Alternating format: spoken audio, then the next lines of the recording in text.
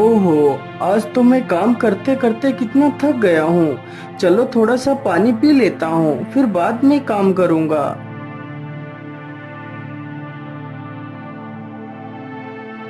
प्रताप तुरंत ही पानी पीने के लिए पेड़ के पास जाता है और घड़े को उठाता है। अरे ये क्या, घड़ा तो पूरी तरह खाली है, इसमें तो पानी है ही नहीं। चलो ऐसा करता हूँ, पास वाले तालाब पर चलकर वहीं से इस घड़े को भरकर ले आता हूँ। इतना सोचकर प्रताप घड़ा लेकर पानी भरने के लिए चल पड़ता है। अरे ये क्या, ये तो परियां हैं जो इस तालाब में स्नान कर रही हैं। इस परी को देखकर तो लगता है जैसे पूरे ब्रह्मांड की सुंदरता निकलकर इस परी के अंदर समा गई हो। इस परी को देखने के बाद तो कुछ और देखने की इच्छा ही नहीं हो रही। अरे रूपमाला, आज तो इस तालाब में स्नान करके आनंद ही आ गया। हाँ प्रेमलता, तुम बिल्कुल ठीक कहती हो। इस प्रकृति के इतने सुंदर नजारे को देखकर तो मेरा मन प्रसन्नता से भर जाता है। अरे बहन, अब क्या यही स्नान ही करती रहोगी? चलो, अब हमारा वापस जाने का समय हो गया है। कहीं किसी ने हमें यहाँ देख लिया तो मुसीबत आ जाएगी। हाँ हाँ, तुम ठीक कहती हो, अब हमें चलना चाहिए। सारी परियां अपने अपने वस्त्र उठाकर चली जाती हैं, लेकिन रूपमाला का कंगन उसी स्थान पर छूट जाता है।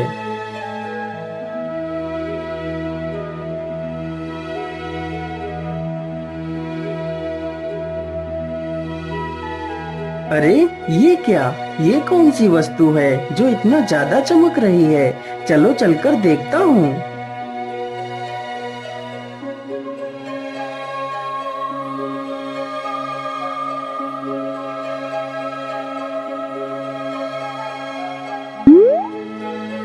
ये तो कोई चमकदार कंगन लगता है। मुझे लगता है यह कंगन जरूर उस सुंदरी का होगा। चलो मैं इसे अपने पास ही रख लेता हूँ।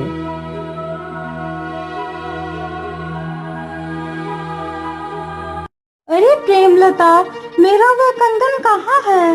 वह कंगन तो मैं लेकर ही नहीं आई।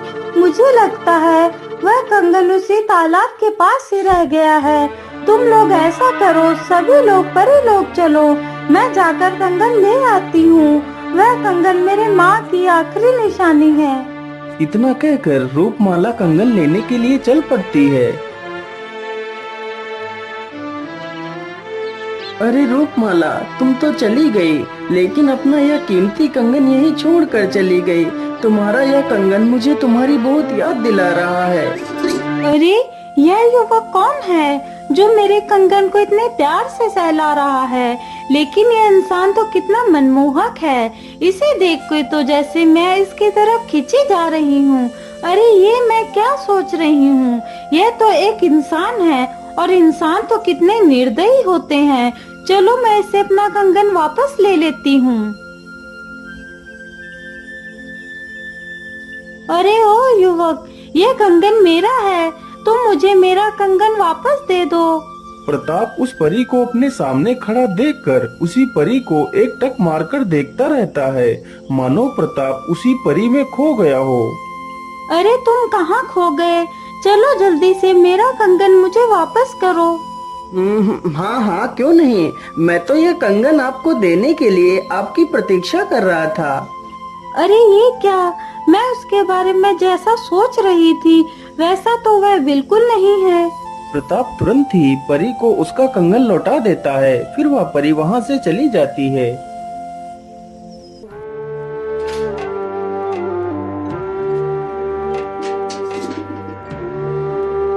क्या करूं, मेरा मन तो कहीं भी नहीं लग रहा है। जब से मैं उस परी से मिला हूँ, तब से मेरी आत्मा तो मानो उसी परी के साथ ही चली गई है। अब मैं क्या करूं? मैं ऐसा करता हूँ, कल उसी तालाब के पास चलकर बैठता हूँ। हो सकता है वहाँ चलकर मुझे थोड़ा सा सुकून मिल जाए।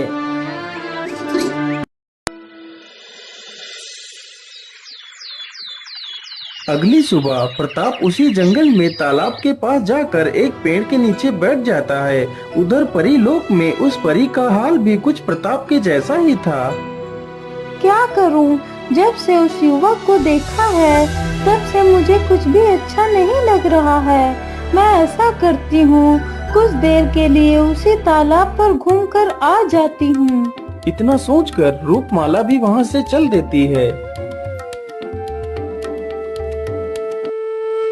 अरे ये क्या, इतनी सुंदर बांसुरी कौन बजा रहा है?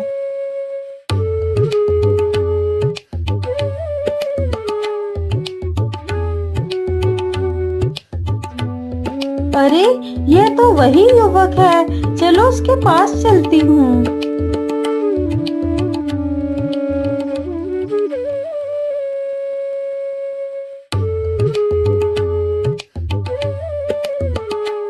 अरे वाह युवक, तुम तो कितनी मनमोहक बांसुरी बजाते हो। तुम्हारा नाम क्या है? अरे आप यहाँ पर कैसे?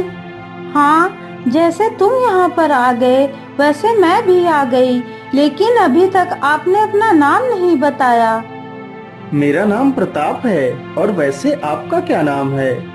मेरा नाम रूपमाला है, प्यार से मुझे लोग रूप बुलाते हैं। इसी प्रकार वे दोनों रोज एक दूसरे से मिलने लगते हैं। अच्छा प्रताप, अब मैं चलती हूँ, मेरा वापस जाने का समय हो गया है। क्या हम लोग कुछ देर और नहीं बैठ सकते? लेकिन प्रताप, मैं तो सुबह से तुम्हारे पास ही बैठी हूँ, अब तो शाम भी होने वाली है, इसलिए मुझे चलना चाहिए। ठीक है रूप, मैं कल तुम्हारा इसी जगह पर इंतजार करूँगा।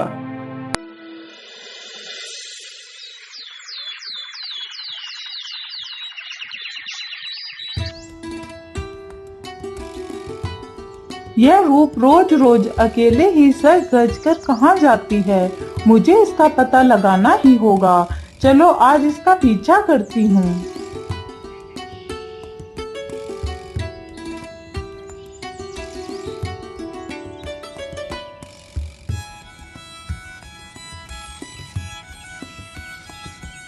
अरे ये क्या, यह रूप किस युवक से मिल रही है? लेकिन यह युवक तो कितना सुंदर है, इसे देखने के बाद तो कुछ और देखने की इच्छा ही नहीं होती। काश कि इस युवक का विवाह मुझसे ही हो जाता, मेरे भाग्य भी बदल जाते। लेकिन इससे तो रूपमाला पसंद करती है, इसका मतलब यह युवक मेरा कभी नहीं हो सकता। अच्छा प्रताप, अब मैं चलती हूँ, मेरा वापस जाने का समय हो गया है।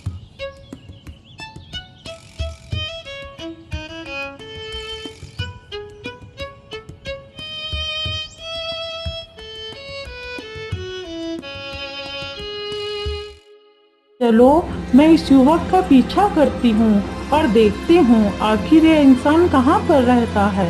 इतना सोचकर वह दुष्ट परी प्रताप का पीछा करते करते उसके घर तक चली जाती है। अरे बेटा, तू पूरे पूरे दिन कहाँ गायब रहता है? तू तो ठीक से खाना पानी तक नहीं खाता पीता। माँ, मैं रोज तेरी होने वाली बहू से मिलने के लिए जाता हूँ। लेकिन बेटा, अब तो तू कितना बड़ा हो गया है ना, जिसने आज तक अपनी माँ से यह बात छुपा कर रखी। अरे नहीं नहीं माँ, मैं बस आपको बताने वाला ही था। अरे माँ, आज तक मैंने भला आपकी मर्जी के बिना किसी कार्य को किया है जो मैं ये काम कर लेता? माँ, यदि तू कह दे तो तेरे लिए ऐसी हजारों लड़कियाँ कुर्बान हैं, लेकिन माँ तुझसे बढ़कर मेरे लिए कोई नहीं है। नहीं नहीं मेरे पुत्र, मेरे लिए तेरी खुशी से बढ़कर भला कोई चीज हो सकती है? जहाँ तू खुश है वहाँ मैं भी खुश। अरे वाह, इन माँ बेटे के अंदर तो कितना प्रेम है। जो माँ कहेगी बेटा उसी बात पर अमल करेगा, तो फिर क्यों ना मैं इसकी माँ को ही बंदी बनाकर ले जाती हूँ। फिर इस युवक से मैं आराम से विवाह कर सकती हूँ। जो ये बुढ़िया बोलेगी वह उस युवक को मानना ही पड़ेगा। जैसे ही आधी रात होती है तो दोनों माँ बेटे सो जाते हैं। वह दुष्ट परी अपनी जादुई छड़ी से उसकी माँ को उड़ाकर ले जाती है।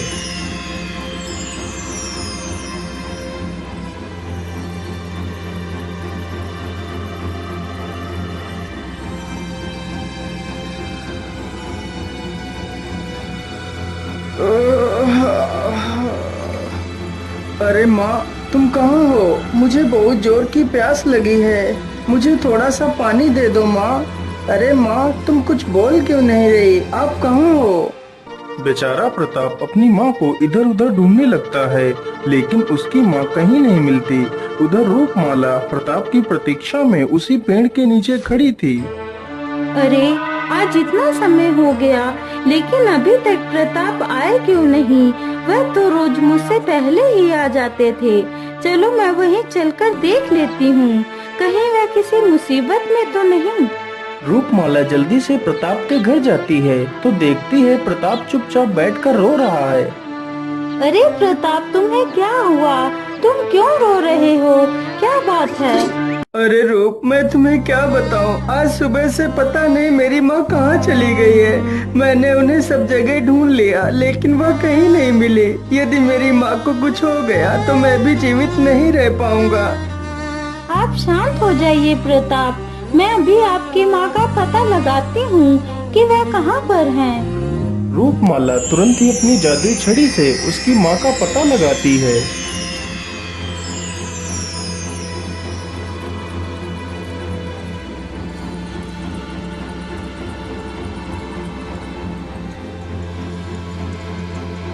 अरे ये क्या? यह तो दुष्ट परी है, लेकिन इसने माता जी को बंदी क्यों बनाया है? रूप, तुम कुछ भी करके मेरी माँ को ले आओ, मैं तुम्हारा एहसान कभी नहीं भूलूंगा। आप चिंता मत करिए, मैं आपकी माँ को जरूर वापस ले आऊंगी।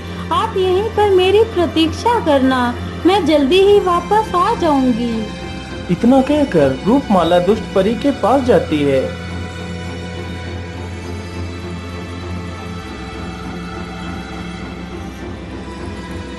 हे दुष्ट परी, आपने बिना किसी वजह के माता को बंदी क्यों बनाया है?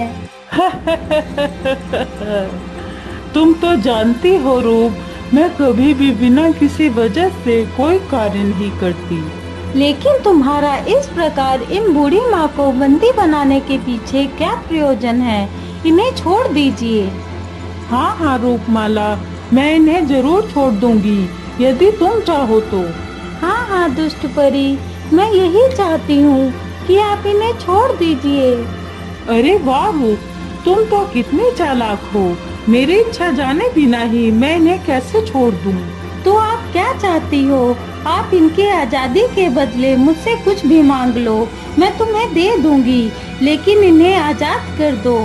तो फिर ठीक है, मुझे तुम्हारा प्रताप चाहिए। उसकी जिंदगी से दूर चली जाओ, वह सिर्फ मेरा है। लेकिन तुम ये क्या कह रही हो? मैं तो प्रताप से प्रेम करती हूँ, मैं भला तुम्हें उन्हें कैसे दे सकती हूँ? तो फिर ठीक है, चुपचाप यहाँ से चली जाओ, नहीं तो मैं तुझे भी बंदी बना लूंगी। यदि मैं माता जी को लिए बिना गई तो प्रताप को क्या मुंह दिखाऊंगी? नहीं नहीं, मुझे माता जी को साथ ही ले जाना होगा, चाहे मुझे इसके लिए अपने प्रेम का बलिदान ही क्यों न देना पड़े। ठीक है दुष्ट परी, मैं प्रताप की जिंदगी से चली जाऊंगी, तुम माता जी को छोड़ दो। रूपमाला तुरंत उस बूढ़ी महिला को अपने साथ ले जाती है। अपनी बूढ़ी माँ को देखकर प्रताप खुशी से झूम उठता है। रूपमाला, आज तुमने मुझे दुनिया की सबसे बड़ी खुशी दे दी। मैं तुम्हारा ये एहसान कभी नहीं चुका सकता। रूप, आज मैं तुमसे कुछ कहना चाहता हूँ। बोलिए प्रताप, तुम क्या कहना चाहते हो? रूप, मैं तुमसे विवाह करना चाहता हूँ।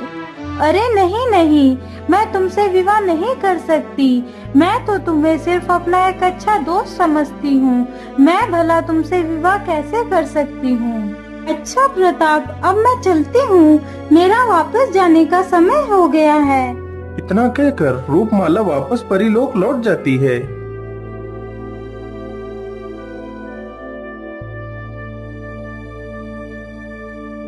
इस प्रकार 2-3 दिन गुजर जाते हैं, लेकिन रूपमाला पृथ्वी पर नहीं आती। इस वजह से प्रताप बहुत दुखी हो जाता है।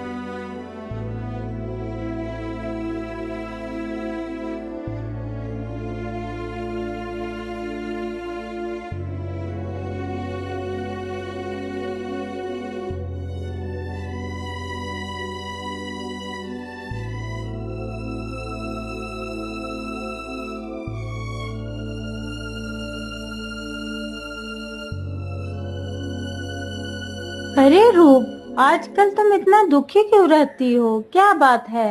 नहीं नहीं प्रेमलता, कुछ बात नहीं है, मैं ऐसे ही बैठी हूँ। नहीं रूप, मैं तुम्हें अच्छी तरह से जानती हूँ। जिसके होठों से मुस्कान कभी जाती नहीं थी, आजकल वही चेहरा मुरझाया हुआ रहता है। क्या बात है, मुझे बताओ।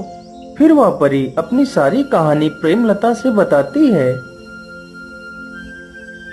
अरे रूप, तुम्हें दुखी होने की आवश्यकता नहीं है। मैं कल तुम्हारे साथ पृथ्वी लोक चलूंगी और प्रताप को सब कुछ सच बता दूंगी।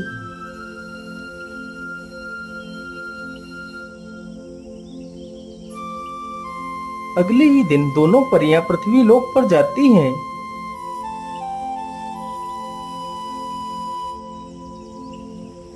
नहीं प्रेमलता, मैं प्रताप के पास नहीं जा सकती। मैं उससे प्रेम तो बहुत करती हूँ, लेकिन उससे विवाह नहीं कर सकती। यदि मैंने उससे विवाह किया तो दुष्ट परी उसकी माता को मार डालेगी। इसलिए मैं नहीं चाहती कि मेरी वजह से प्रताप की आंखों में आंसू आए। रूपमाला की ये सारी दुख भरी दास्तान प्रताप छिपकर देख रहा था और उससे रहा नहीं जाता। वह तुरंत ही उनके सामने जाकर खड़ा हो जाता है। अरे रूप, तुमने मुझसे झूठ बोला कि तुम मुझे अपना मित्र मानती हो और इतनी बड़ी बात तुमने मुझसे छिपा कर रखी। यदि ऐसी कुछ बात थी तो तुम्हें मुझे बताना चाहिए था। प्रताप, मैं तुम्हारे आंखों में आंसू नहीं देखना चाहती थी। नहीं रूप, हम दोनों मिलकर उस दुष्ट परी से लड़ेंगे। वह मुझसे तुम्हारा प्यार नहीं छीन सकती। अच्छा, तो यहाँ पर वही चल रहा है जो मैं नहीं चाहती थी। अब तुम्हारी माँ को मुझसे कोई नहीं बचा सकता। यदि अपनी माँ की सलामती चाहते हो तो चुपचाप मुझसे विवाह कर लो। तुम्हारी माँ को कुछ नहीं होगा। तुम्हें सिर्फ 2 दिन की मोहलत देती हूँ। यदि 2 दिन के अंदर तुमने मुझसे विवाह नहीं किया तो तुम्हारी माँ को मैं खत्म कर दूंगी। इस दुष्ट परी को सबक सिखाना ही पड़ेगा। चलो मेरे साथ, हम तीनों बूढ़ी परी के पास चलते हैं। वह हमें इस दुष्ट परी से निपटने का रास्ता जरूर बताएंगी। तीनों तुरंत ही बूढ़ी परी के पास जाते हैं और सारी कहानी बूढ़ी परी को सुना देते हैं। लेकिन पुत्री, यह तो एक इंसान है और तुम एक परी हो, तो तुम दोनों का विवाह कैसे हो सकता है? हे बूढ़ी परी, क्या इस इंसान से विवाह करने के लिए हमारे पास कोई रास्ता नहीं है?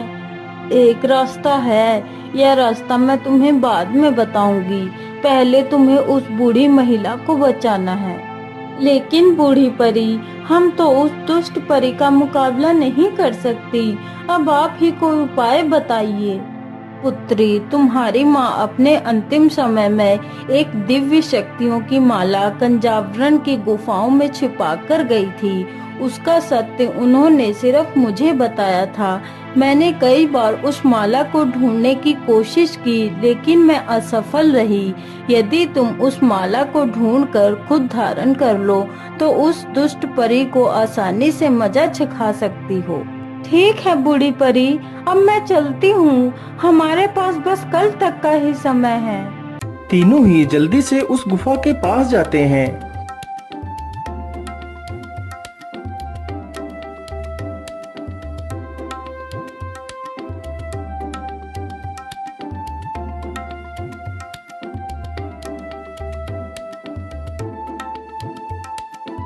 तीनों को माला ढूंढते ढूंढते काफी समय हो जाता है, लेकिन माला कहीं भी नहीं मिलती। अब क्या करें, माला तो कहीं भी नहीं मिली।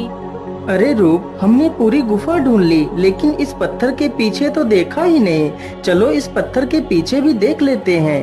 परी जैसे ही उस पत्थर को हटाती है तो उस पत्थर के पीछे भी एक सुरंग होती है। अरे रूप, यहाँ पर तो एक और सुरंग है। जरूर वह माला इसी सुरंग में होगी। इतना कहकर तीनों सुरंग में घुस जाते हैं। अरे रूप, उधर देखो, वहाँ पर कोई चमकदार वस्तु है। मुझे लगता है वही दिव्य माला है। चलो चलकर देखते हैं।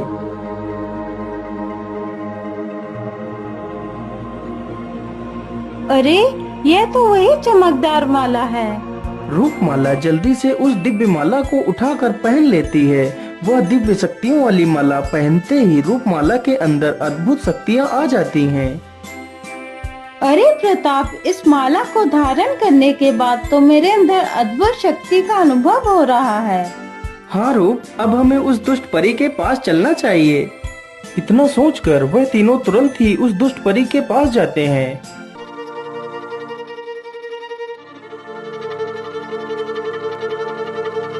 आइए आइए, बोलिए क्या विचार किया? अपनी माँ की सलामती चाहते हो या नहीं?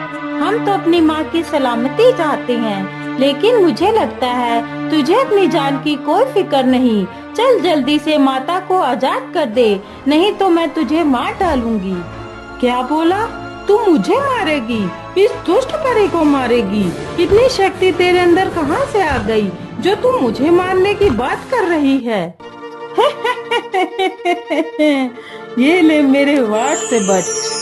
दुष्ट परी रूपमाला पर प्रहार करती है, लेकिन उसके प्रहार का रूप पर कोई असर नहीं होता। दुष्ट परी, तूने तो अपनी शक्ति दिखा दी, अब मेरा प्रहार दे। रूपमाला अपना प्रहार उस दुष्ट परी पर करती है। प्रहार होते ही दुष्ट परी एक चूहिया बन जाती है। ये क्या हुआ? मैं तो एक चूहिया बन गई। अब बता दुष्ट परी, मैं तुझे जान से मार दूं? नहीं रूप, मुझे जान से मत मारो। मैं अपनी शक्तियों के मद में अंधी हो गई थी, मुझे माफ कर दो। अब मैं कोई भी गलत कार्य नहीं करूंगी, मैं तुम्हें वचन देती हूँ। फिर रूपमाला उस दुष्ट परी को ठीक कर देती।